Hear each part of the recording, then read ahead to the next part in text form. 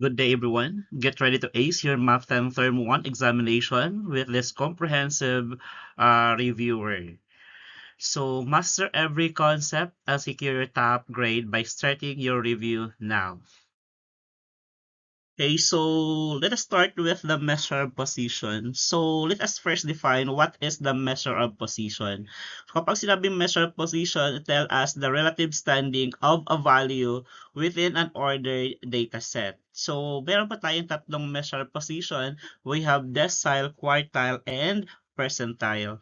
So kapag sinabing quartile, it divided into 4 equal parts. Kapag sinabing decile, it divided into 10 equal parts, and percentile it divided into 100 equal parts. Okay, lagi tandaan natin kapag sinabing quartiles, so quartile 1, another thing for that is lower quartile and equivalent to 25% or 25 percentile. Kapag sinabing quartile 2, median 2 siya, then 50 percentile. It's also equivalent to decile 5 and percentile 50 kapag sinabing quartile 2. So kapag sinabi namang quartile 3, it is upper quartile, equivalent to 75% or 75th percentile yung quartile 3. Sa decile naman po, decile 1 is 10 hanggang decile 9 is 90. Sa percentile naman, so percentile 1 hanggang percentile 90. Okay? So again, kapag sinabing quartile 1, equivalent po siya kay percentile 2.5.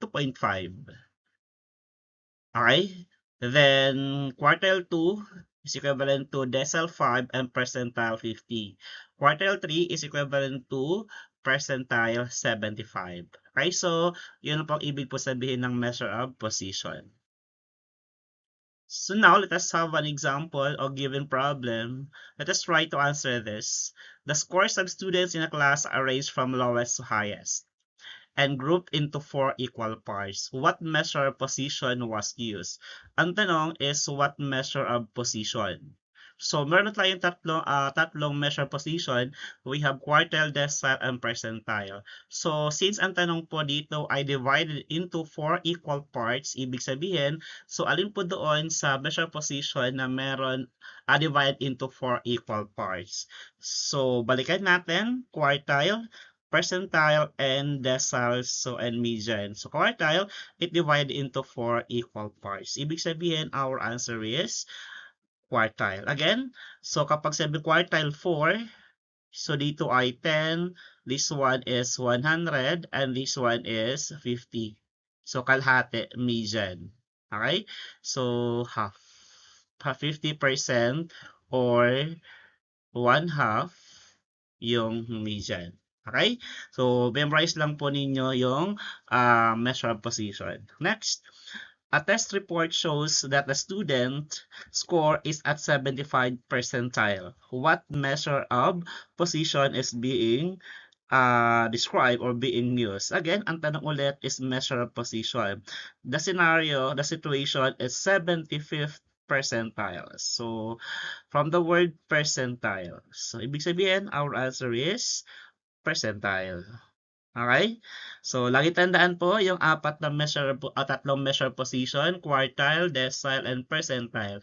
Quartile is 4, decile is 10, percentile is 100. Okay, so let us continue. So let us try to answer this one by using true or false. If false po, gawin natin siyang correct statement. So the fifth decile does not divide an ordered data set at the same position as the median. So alam naman natin yung decile 5 is equal to median. Ito ay 50% and this one also is 50. So ibig sabihin they are equal. So ibig sabihin it is false. Kung wala ito, magiging true dapat siya. Okay? Tandaan natin, 50th percentile is also a median. So, tandaan ha, decile 5 is equivalent to percentile 50 and median or quartile 2. Okay, remember that one. Okay, next, let us have another question. A student claims that data set with quartile 1 is equal to 20 must have exactly 25% of its values equal to 20. The student claim is correct. Tanda natin, kapag kinukuha natin the interpretation, dapat hindi po siya exact. Dapat meron below or at. So, since nag-state siya ng exactly, ibig sabihin, it is a false statement. So, ibig sabihin, this means that the value, the first quartile, the value or at which about 25%. Dapat hindi po ito siya exactly kasi may before and above po tayo dito eh. Okay? It does not mean that exactly 25% of values are equal to 20. Tanda na, nagkakamali dito is exact. Dapat ay or at. Below or at. Okay? So, next question. So, the 75 percentile represent the values below which approximately 75 of the data fall. O, ito na. May nakalagay na value below which approximately to 75%. So, ibig sabihin, it is a true statement. Okay? Tandaan ha, may below, then approximately. So, it means that statement is correct. Okay, how about this one? Tandaan natin ha, the value below which approximately 75% data fall, approximately of data are of above it. Okay, tandaan natin yung below which approximately. Okay, kagaya po dito sa kanina, exactly. So, kaya pa exactly dito, false. Ito ay wala. So, approximately po siya, ibig sabihin sa true statement. Okay, how about this one? In a group of 200 learners, a learner score is at 90th percentile. This means that the approximately 180 learners scored at or below the learners. Okay, the statement is correct. The question lang po, yung 200 learners ba, a learner score is at 90th percentile. This means that approximately 180 learners scored at or below. So, paano natin i-check kung tama po yung sagot natin? I-multiply lang po natin ito, yung 200 times 90. So, kapag i-multiply natin, gawin natin isang percentage ito, it becomes 0.90. So, 200 multiply kay 0.90 is equal to 180. So, ibig sabihin, our answer is true. Okay, multiply lang po, 0.90 times 200. Okay, bakit naging 0.90? Kasi 90% is equivalent to 0.90. Okay? Okay, so let us continue on how to calculate the measure of position. So let's have an example of this. A grade 10 mathematics teacher gave a 40-item quiz. So the scores of 11 students are shown below. Arranged from lowest to highest. So like for example, this is the data set about the 40-item quiz. So since the data is naka-arrange na po siya from lowest to highest, let us answer this question. So what is the third quartile of the student's scores? Ang tanong, quartile 3, which means the upper limit. Okay? So the upper limit. Okay, so 75%. So since 11 po yung scores natin, 1, 2, 3, 4, 5, 6, 7, 8, 9, 10, 11. So first thing to do is identify first the median. So para makuha natin yung by using the median half or the two-case method. Okay, 1, 2, 3, 4, 5. Then 1, 2, 3, 4, 5. So 17 po yung median natin. So alam natin na 17 yung median. So now, what is our quartile 3? So since quartile 3 po is nasa upper, so nandito pong banda na ito yung quartile 3 natin. So asan po dyan? So since po, uli natin ulit yung median halves ng upper. So 1, 2, 1, 2, ibig sabihin, our quartile 3 is 22. Okay? So, by using the two-case method or the median halves. Kung wala po yung dito yung choices, so, by using the median halves, pwede nyo gamitin si Mendenhall or si linear interpolation. Again, so kapag wala po dito yung choice ay yung sagot natin by using the median halves, so gamitin nyo si Mendenhall at saka linear interpolation. Kapag Mendenhall, kapag po is yung lower ay round up, kapag upper is round down. Linear interpolation, kunin lang po muna yung position, tapos illocate natin dito sa given set of data. Okay? So, since by using the median halves, nandito po yung sagot natin. So, no need to use the other methods. Okay? Now, let us proceed sa next question. Which statement correctly describe the middle 50% of the student quiz scores? So, ang tanong po dito ay yung middle.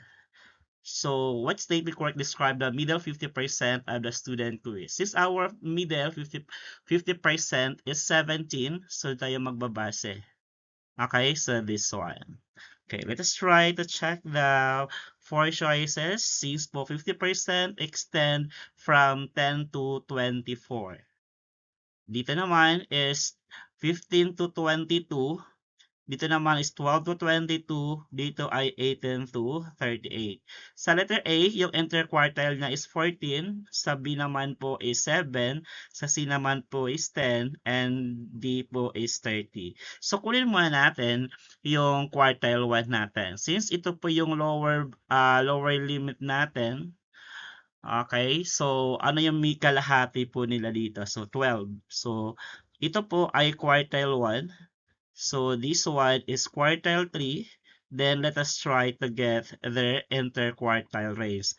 IQR natin, isubtract lang natin si quartile 3 to quartile 1. So 22 minus 12 is equal to 10.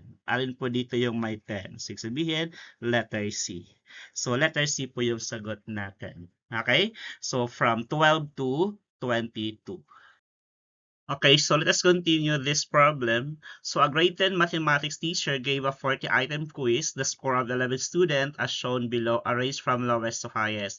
Since naka-arrange na po siya, ang question na lang po dito is, a student claims that the score of 38 is not an outlier because it is an actual score obtained by the student. Which statement correctly evaluates the claim? So, ang sabi ni student, yung 38 daw ay hindi po siya outlier. Kasi, it is an actual score. Paano natin malalaman kapag may outlier siya or wala? So, gagamitin natin yung knowledge natin sa upper fence. So, like for example, kapag masolve natin yung upper fence, kapag yung upper fence ay mas mababa doon sa pinakamataas na given score, which is yung 38, ibig sabihin meron. Kapag po ay mas mataas yung upper fence kesa dito sa actual score, ibig sabihin no outlier. Okay, let's try to solve. So, kunin mo natin yung interquartile range. Kasi kailangan yung interquartile range po doon sa pag-solve ng upper fence. Okay, so since our quartile 1 is 12, ito ay quartile 1, quartile 3. Okay, let us try to solve the IQR. So, based po kanina sa problem natin kanina, yung IQR natin is 22 minus 12 is equal to 10. So, ibig sabihin, our IQR is 10. Next, let us use the formula of upper fence. Diba? Ang formula natin sa upper fence is equal to quartile 3 plus 1.5 times the IQR. So, positive po siya kasi upper. Kapag lower, minus. Okay, since po ay quartile 3 natin is 22 plus 1.5 times the IQR natin is 10. So, multiply muna yung 1.5 times 10, then plus 22 is equal to 37. So, ibig po sabihin, may outlier ba siya or wala? So, since po 38 is greater than to, since 38 is greater than to 37, so ibig sabihin, yung score na 38, that would be your outlier. So, ibig sabihin, correct ba yung statement ni student? So, ibig sabihin, our answer is letter C. Why? Because the claim is incorrect because 38 is greater than the upper outlier fence of 37. Tandaan ha, kapag mas mataas si given score, yung last, yung highest, kapag mataas siya doon sa upper fence, ibig po sabihin ay outlier yung meron na outlier. Kapag mababa, so ibig sabihin, wala po siyang outlier. Always remember grade 10. So review today, succeed tomorrow. Your efforts today build your confidence, and your confidence builds your success. Stay focused, stay consistent, keep going. You've got this. Okay? Prepare with a purpose, perform with confidence. Make your effort your best friend. Focus, discipline, patience, perseverance, and the last po is success.